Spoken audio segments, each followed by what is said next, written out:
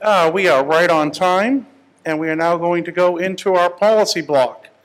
We're going to handle a few policies. The first one is ARIN policy, draft policy ARIN-2015-7, simplified requirements for demonstrated need for IPv4 transfers. Because this is a draft policy, there's no staff introduction to it at this time, so I'd like to ask Rob Seastrom of the AC to come up and give the presentation.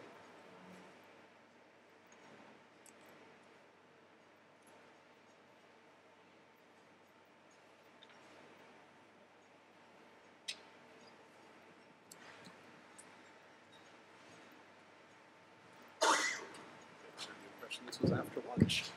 Oh, nope. No, I'm not trying to trip and go to a hospital from a meeting yet again. To avoid speaking. Right. Yeah, I pushed it. There we go. So problem statement for 2015-7 is the ARIN transfer policy inherits the demonstrated need requirement for IPv4 transfers from Section 4. And because we wrote this back when there was a free pool, it's more complicated than it's really necessary to be right now. So this is a proposal to simplify the needs assessment process for 8.3. So the policy statement is to add a section, section 8.1, and the actual text is IPv4 transfer recipients must demonstrate, and an officer of the requesting organization must attest that they will use at least 50% of their aggregate IPv4 addresses, including the requested resources, on an operational network within 24 months. Organizations that do not meet the simplified criteria above may instead demonstrate the need for number resources using the criteria in Section 4 of the NRPM. So we asked staff what they thought. Staff said they'd apply the policy language to 24-month needs assessments for 8.3 and 8.4 and pre-approval. So in order for staff to verify the demonstrated need of 50%, the policy criteria in NRPM Section 4 would continue to be utilized. Policy would allow organizations to qualify for a larger amount of v4 address space than they currently can, and this policy could be implemented as written. There's an editorial comment from staff, which was that the proposal was to stick this under 8.1. That staff, when implementing this revision to the NRPM, would actually duplicate it under 8.3 and 8.4, making them bullets 5 and bullet 8 respectively. The lawyer says no material legal issue. Lawyer also says that it would significantly lower the degree of utilization required and permit larger transfers. So it's a bridge between a lighter needs-based structure and between where we currently are and a lighter needs-based structure. Lawyer also had a comment. We don't have to resolve this now, but the whether we need to address whether ARIN is making clear whether an acquiring party taking appropriate advantage of such a policy change ought to have a corollary duty to disclose all addresses under their effective control. Do you support this policy as written? And let's hear comments on the addition of a duty to disclose other number resources. Thank you, RS. We will open the mic. You can drive. We can open the microphones now for comments. This is a draft policy, so we invite any feedback on the questions or just review either on the problem statement or the policy. Bit too much dancing last night at the social. Not everyone's not quite. We'll start with the head table. First of all, I just wanted to encourage you to say something, because the AC is looking for feedback, and we need to know whether you support this or not. So even if it's negative comments are usually the ones that drive people to the microphones, but let me encourage you to make a positive comment if you think this is the right thing to do, so the AC will have some idea of where to go with it. Thanks. Staff? I just want to pick up and clarify or elaborate on the council comment a little. It's quite simple. It's what the community wants. It's whether or not the community wants us to have organizations attest that they need these additional resources, X, or whether they want organizations to attest they have these resources, A, B, C, and they need additional resources, X. And it's not really, it's not something that would necessarily be visible to the community, but it might improve the accuracy of the process. Because someone who has to disclose the resources that they have control over will understand that we will have a better understanding of their need, even if we're not assessing it. It's completely up to the community, but given that this is this change, if adopted, would represent a significant change, something that would strengthen it would be a duty to disclose other number of resources. It's not required. The policy does not pose any legal challenge either way, but we offer that as something to consider. It falls far short of any need to justify usage, but that's the only reason I wanted to elaborate on it. Thank you, John, for elaborating on that. We'll go to our first comment on front microphone, please. Name and affiliation. My name is Allison Wood. I'm with State of Oregon, and I'm a fellow. And I'm wondering what your vessel of enforcement is, and if that enforcement continues beyond the first 24 months. So, is it reviewed in 48 months, or 5 years, 10 years, to see if they're still in use? So, it's fairly straightforward. If we have a report that a party has fraudulently obtained number resources, to invoke what's called NRPM Section 12, Resource Review, which does have us ask all of the resources they have, all of their utilization of the same, in elaborate detail. Providing fraudulent information to ARIN can result in resource revocation. However, if this was the policy that was adopted for transfers, we in general would not be following up on any of these unless we received a report that was credible, that indicated there was a fraudulent transfer, that someone obtained number resources or did transfer of number resources based on incorrect information. We would not be a default follow-up otherwise. Does that address your comment? It does, thank you, and I do support this. Support. Thank you so much. Go ahead, please. Next, front microphone. Owen DeLong, Akamai RNAC, opposed. We've been continuing to try and have different ways people have proposed chipping away at needs basis, and the community has repeatedly said, no, needs basis is good, we like it, there's no reason to get rid of it for transfers, and I think that's still the case. There's no reason to be handing out resources to people that don't need them and reducing the barrier of deciding whether they need them or not from actual documentation to they claim they need them and they signed a piece of paper that said they claim they need them, or claim they think they will need them within the next 24 months maybe, is really not in the interest of the community, in my opinion. Thank you.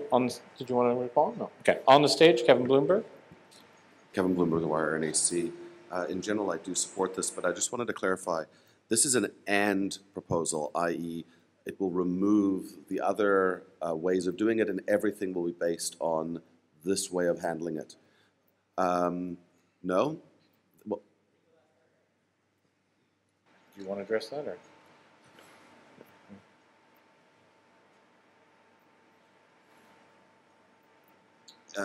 This proposal provides an alternative to the current, is what it says. That's a summary. Sorry, I was looking at the summary. May use the criteria in Section 4, right? But what I'm saying is the Section 8 criteria, which is 24 months, would that apply? You said now Section 4. Does that mean 3 and 12 months, or? Scott Librand, author of this proposal. The last paragraph on the slide deck here indicates that if you do not qualify or wish to qualify for addresses under this simplified policy, that you can instead use the same policy that is in force today. That is, you can use the criteria in Section 4 and all the other stuff that's in Section 8 to qualify as you would do today. So, John would like to comment, so let's just give us. The challenge here is the simple categorization of is this an and proposal or an or proposal doesn't actually say enough to categorize it. What we're saying is that this adds an alternative way, which may actually become the default way for qualifying. It doesn't add additional criteria, it adds an alternative criteria. So either you attest that you will use 50% within 24 months. If you're unable to do that, then you fall back to the current practices. Thank you, that's what I was. So, Hold on a second. So, John, how does that, so you said that that doesn't sound like an or proposal, and it sure sounds like an or proposal to me, that you can either use the Section 4 criteria or you can use these new criteria. So what's the distinction? The phrase characterizing a piece of the NRPM as an or proposal or an and proposal is insufficiently precise to allow categorization. Okay. I don't object. I agree exactly with what you're saying. I'm just saying you shouldn't just say it's an or proposal or an and proposal, because some people think of an or proposal as I will do it this way or I'll do it this way, and it's up to the staff as to how they qualify. I just think you should not simplify it that way. You should describe what it actually says. What it actually says is you have an alternative. You can do A or B. Describe it in full. Thank you. Okay, well, let's go to the front microphone. Alain Durand, I can. I have a question to John. You say that the suggested additional wording from legal is to ask people to disclose all the other resources that they control. Could you explain what you mean by control? And in particular, does this cover option contracts that they control? Because the policy text doesn't say anything regarding this, it would be what the community ends up putting in the text. You haven't given text, we'll implement whatever the community says has to be disclosed. Thank you. Quick check. Remote participation, any? No, doesn't look like it. Okay, rear microphone. Jason, Google, NRONC. I have two topics I want to talk about. The first one is what we talked about one back, which is whether this is an and or proposal. I am very confused if the proposed text would replace the existing 8.1, or if the proposed text would replace 8.1, 8.2, 8.3, or if they would create a parallel structure 9.1, 9.2, 9.3. Clarity on that might help us resolve understanding whether this is an and or an or. If I can speak to that, the third paragraph here, it's actually not replacing anything in 8.1. Staff has said that they would add bullets in 8.3 and 8.4, listing this as a way that one could qualify for resources without preventing from using the existing language in Section 4. Oh, okay, can we get the template wording updated to match the text on the slide? Because I don't see that in the proposal. Yes, we can certainly update the template wording. I think that that would be a matter of an editorial change. It wouldn't be a substantive change to the proposal. Oh. And then my second topic, I wanted to follow up. Oh, I'm sorry. Scott, did you want to respond to that? Sure. Go ahead. Go ahead, My Jason. second topic was I wanted to follow up on Owen's comments about removal of need. I don't think he really explained what he means by removal of need. I think what he means is a party who's doing a transfer can simply make a claim of what they think they might use in 2 years and get an officer to attest to it, and it's done. And there's really no verifiable proof or additional requirements that are really needed. So if an organization is willing to stretch the truth, to the extent that they're willing to stretch the truth and have an officer sign off on it, they can circumvent need. Owen, John? did you want to address that question? Sorry, go ahead. 1 second, Owen. Go ahead. Owen, sorry. Go. Owen DeLong, ARIN-2015-7 Akamai. What I meant was pretty close to what Jason said, but it doesn't even have to be an organization that's willing to stretch the truth. It can be an organization with dreams of grandeur, and we think that in the next 24 months we're going to sell 10 million cloud units, and therefore we need a /8, and our officer will attest to the fact that in the next 24 months we expect to use half of a /8 in 12 of them, or whatever the requirement is, or 24 months. And then they qualify for a /8. They can go out and waste their venture capital and buy a /8, and that goes off to a place that it doesn't get utilized. Okay. So that's what I mean. 1 second, the AC chair would like to interject. So let me, to play a little devil's advocate, I'm just curious. Should ARIN policy or our wording here try and really limit bad decisions? Agreed, that could happen, but at the same time, they're paying a large amount of money for whatever the space is. How is us not doing this going to prevent something like that? Could you respond? Okay. I'm not worried about preventing their bad decision. I'm worried about not handing over the addresses to some place where they're not actually going to get utilized. Okay, 1 second. RS?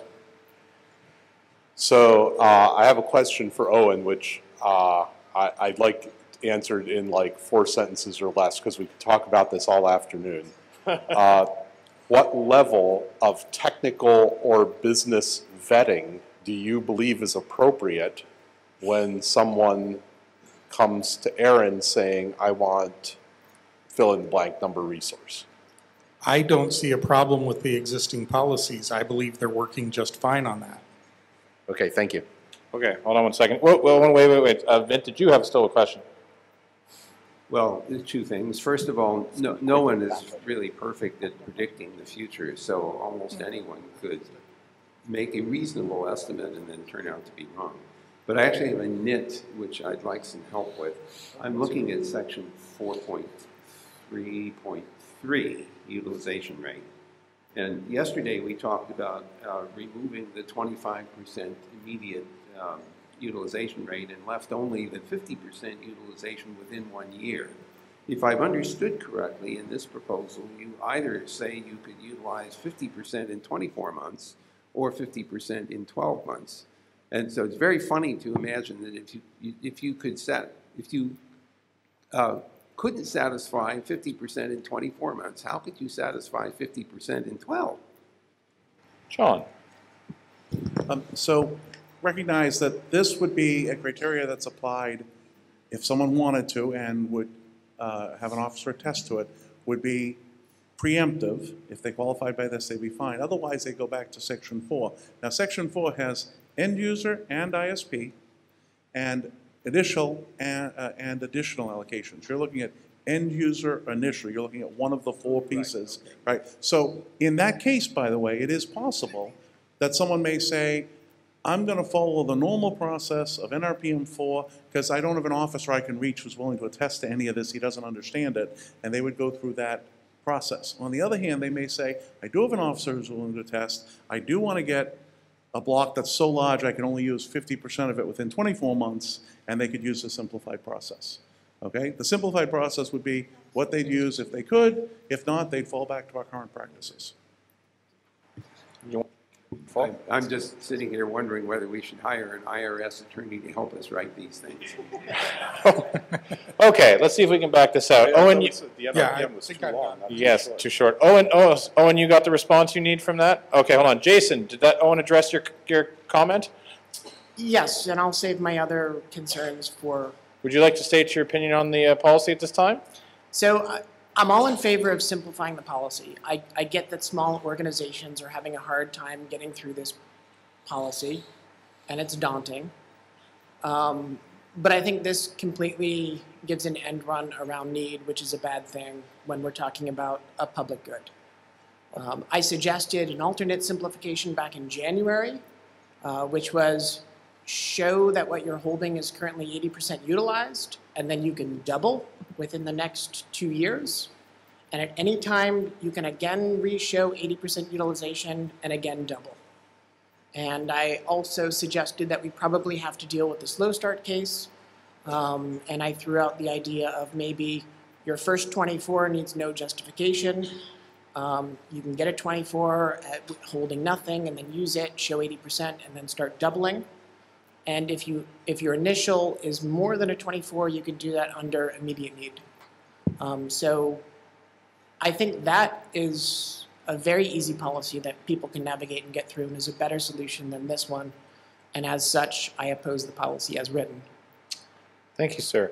We got about another 5 minutes for comments, so I'd encourage if you want to say something, because there's a few bit of a lineup to get there. Please, again, I support or I'm against. You don't have to get into great reason, but important feedback. Chris, any remote participation? None at this time. We'll go to the front microphone.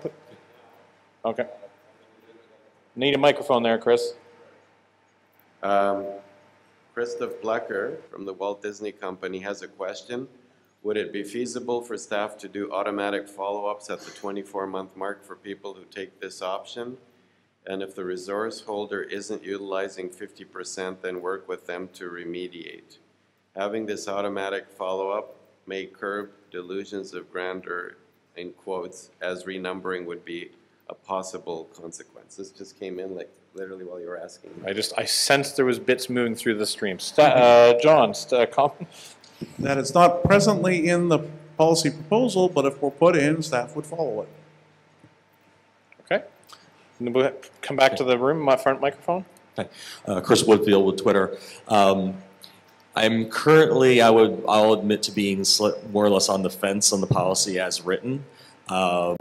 The addition of a duty to disclose clause so that the calculation is done based on all space under an organization's control makes me slightly more comfortable with it. But at the same time, the proposal that Jason mentioned does make a little bit more sense to me than this policy is written. The question I came up here with was, how does this policy, in compared to the policies of other RIRs at this time, I'll admit a lack of familiarity. Are other RIRs considering similar policies, and would this put us more in sync with other RIRs or away from other RIR standards? John. We actually have other RIR representatives, but I'll try to be brief. Transfers right now between parties in the RIPE region, I don't believe have any constraints of need. I would ask an AP Nick, is there someone from AP Nick who would like to characterize your transfer policies, interorganizational? Adam here? I know Adam's in the room. There we go. Adam at the rear, please. Hi, ours is probably similar to your section 4. I was just going to try and check, but the demonstrated need is just the same demonstrated need that you would require getting from the free pool. Thanks, Adam. Sorry to put you on the spot there. I'm unaware of Sean, you want to talk about organizational transfer in the Afrinic region? Please go ahead. Yeah, so this is Sean Ojedeji, Chair Afrinic Policy Development Working Group. We do have a transfer policy currently under discussion, so we really don't have any. And LACNIC, is there anyone? I guess RIPE, if folks would like to get up. I paraphrased for you, but it'd be good to hear.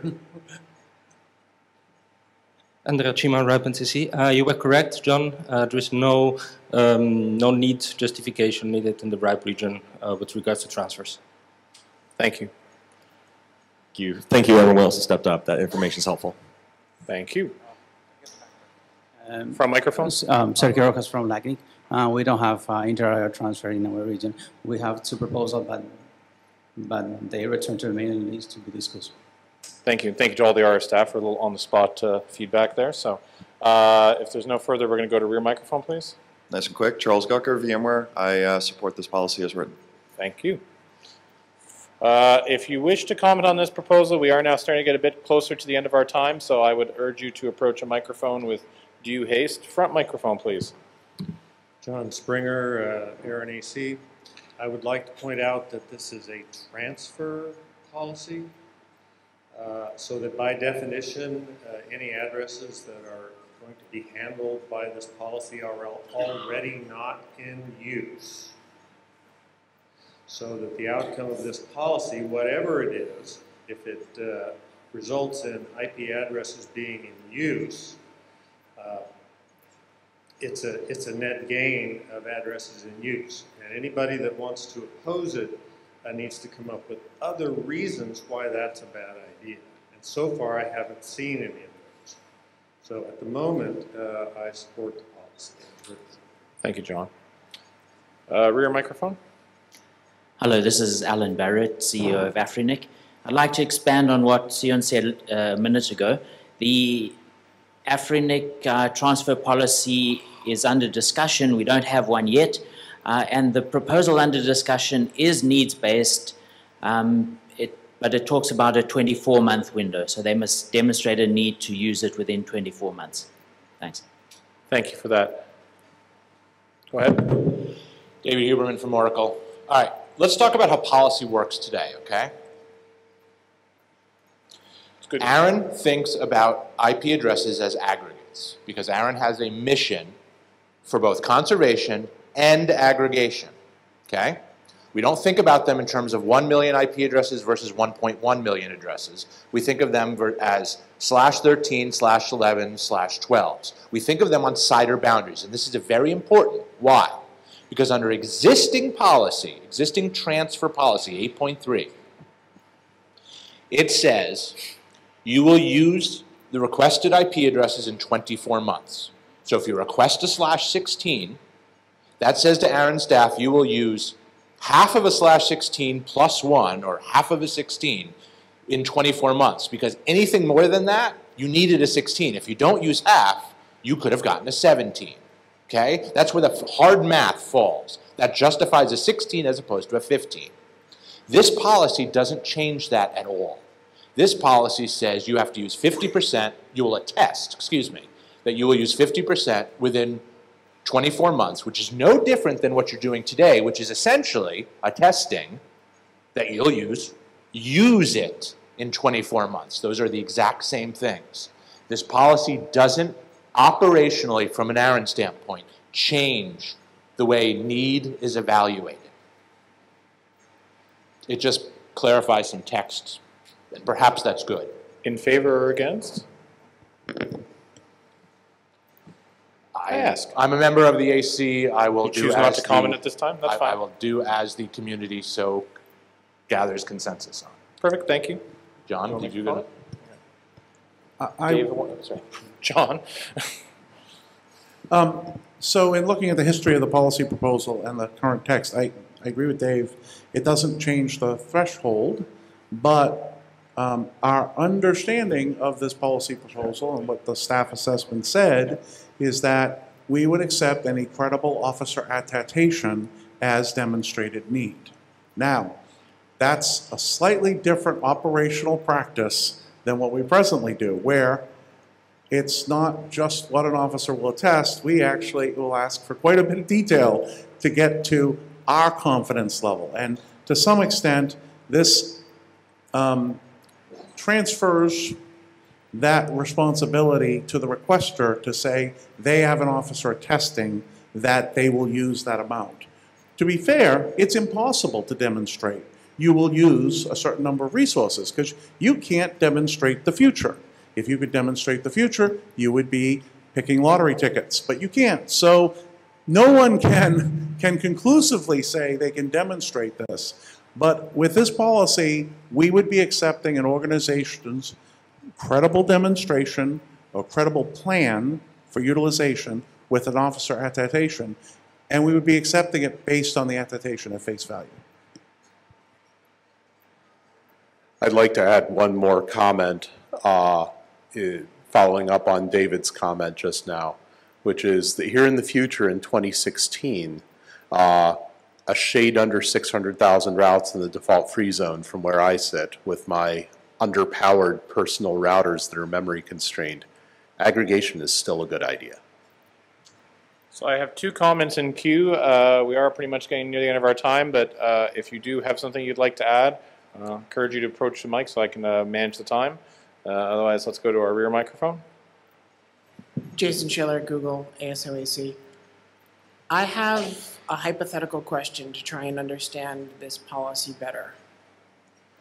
I am a legacy holder of a /8 that hasn't been used for many years, and I suddenly have a new business plan for a cloud offering. And it's going to be really, really great. And we think in the next 2 years, we're going to have at least 18 million customers. My current /8 is 0% utilized. To make this work,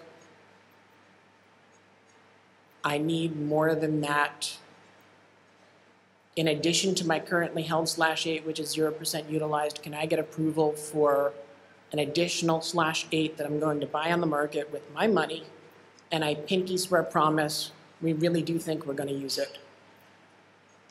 Jason, did you write all that down and give it to us in a way that shows that you will use 51% within 2 years? And an officer attests to the fact that we think that we're likely to have 18 million customers within the next 2 years. That would be approved. All Your right, transfer thank would be you. authorized. Even though I have 0% utilization of what I'm currently holding. Again, if Okay. you could show a plan that shows that you'll have over 50% utilization, and an officer attests to the fact that they believe that is correct, then you would be approved. Thank you. Thank you. The microphones will be closed at the end of the next intervention, so please approach a microphone now if you'd like to. Kevin Bloomberg. Kevin Bloomberg. I'd really like to get staff and legal just to clarify one aspect. And it's not only related to this policy, it's come up a number of times at the mic, and I think we'll save ourselves a lot of time dealing with explaining in the current RSA reclamation and the requirements when it comes to reclamation, because we talk about all of these things and you will do this and you will do that, but if you don't do it, what is the bar that is set in terms of ARIN actually going to reclaim space? If you obtain space from ARIN, i.e. ARIN assigns space or allocates space to you from the ARIN free pool, whether it's V4, V6, or ASNs, and you obtain that space and you do it via fraudulent means, you will almost certainly lose it at the when that's determined. Okay, that's reclamation. If you have existing resources and you transfer those resources to another party and you engage in fraudulent means, we can't reclaim the address space because you didn't utilize it. A legacy holder in the RSA, or actually any holder in the RSA, you'll see there's a specific provision that says we do not reclaim for lack of utilization, period. However, if you engage in a fraudulent communication with us, ARIN can pursue that and can reclaim based on your fraudulent behavior. So it's one thing to say, I missed my business plan. Okay, you missed your business plan. Welcome to the world. A lot of people miss their business plans.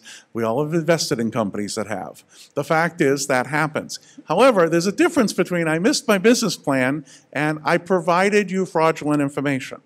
Based on fraudulent information, ARIN can reclaim number of resources, legacy or non-legacy. Based on utilization, ARIN will not do a reclamation. Okay, the microphones are now closing unless Chris Tassett, is there anything in queue? No? Seeing nothing more. Thank you. So the microphones are now closed. Last comment is for Rob. Thank you. The AC will take feedback received from the community under advisement for our discussion, and if we make Jason's recommended pinky swear change to the codified policy, that you'll see this policy up here again, since that's a substantive change. Thank you. All right, let's just thank Rob for his presentation. No, poll time. We're going to go to a poll, but I see someone at the front microphone, so a quick. Andrew Dahl, ARIN-AC. Can I ask for a poll of the room to provide to the AC on how, if they support or don't support the policy as currently written? Well, the poll question that I plan to ask is whether the room believes the advisory council should continue to work on this proposal. Does that suffice? No, I actually want support or non-support of the policy as written. Well, that was not that would normally not be done as. I was going to say I will defer to the advisory council chair. Your question. Pardon? Your question. Okay. So the AC chair would prefer I stick with the question as written. So I'm now going to first make sure the polling team is in position. We will, oh, I see the thumbs up. Good. So very much like yesterday, but just in case for fact, if you can hear the sound of my voice, if you have here in the room or in remote, you are entitled to participate on this, should you so choose. I will first ask for those in the room, for those who are in favor of the question, and then against. And the question again is, do you believe the Advisory Council should continue to work on this proposal? All those in favor of the question, please raise your hands nice and high. See a few people thinking about it. Okay. One moment, please. A point of order. That microphone enough. You say continue working on it. Does it mean if you think this proposal is okay as it is, and we don't need to keep working on it, we just need to pass it? How would you vote? Milton, I apologize. I think because we never use a mic, I couldn't hear a word you said. Would you mind just running over to one of those, or just try, or can we get that microphone in the front, please? I think this one is on now. Oh, thank you. The question is, if you believe that if you support this policy as it is, do you vote yes or no on this question? You say, don't work on it, don't continue working on it, just pass it, or are you saying continue working on it? I think I'm going to let Dan, because they're the one who interpret the feedback, so. Microphone. It's simply a binary question. If you think we should continue working on this, you both agree with this work moving forward, and or you agree with this text as it is, and or you would like this to move forward. Any preference to the positive of this eventually becoming policy, you would raise your hand that we would continue to work on this. If you don't think this is a good idea and you think things should remain as is, or you would like the AC to potentially abandon this effort, you would say we would not want to continue working on this. I think just by the way, this also highlights why we do try and encourage the microphone participation, and why the question is because the AC may choose to leave it as is and move it forward, or they may think that it's on the right direction but needs tweaks, so that's the flexibility that we try. So always encouraged to get those comments in so that can be considered. So, dealing with that point of order, we will try that again. I apologize. I believe we have to recount that. So, again, those in favor of the question, please raise your hand nice and high. Please keep it up for just a minute.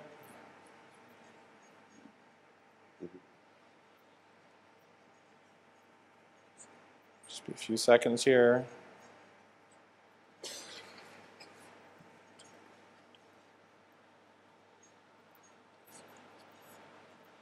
Thank you. You may lower your hands. And a reminder, obviously, for those online to vote as well.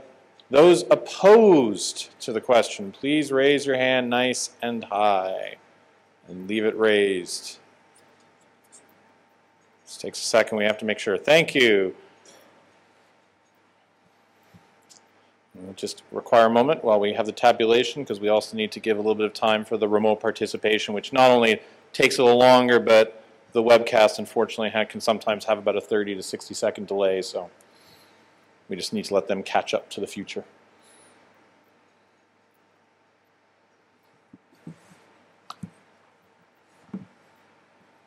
So, excuse me, Paul. Go ahead, sir. Just while we're waiting, I was reading this thing that said, would you please disclose to us all of the address space we're using? It reminds me of those insurance policies that say, please tell us if you have some other insurance company that's covering this. And on that note, the envelope has been received on the matter of 2015-7, Simplified Requirements for Demonstrated Need. Today we have 102 people in the room, 3 remote, so that's a total of 105. And on the question of continuing work, 32 in favor, 2 against. This will be presented to the AC for their consideration, and we will put it back to John. Thank you. Thank you.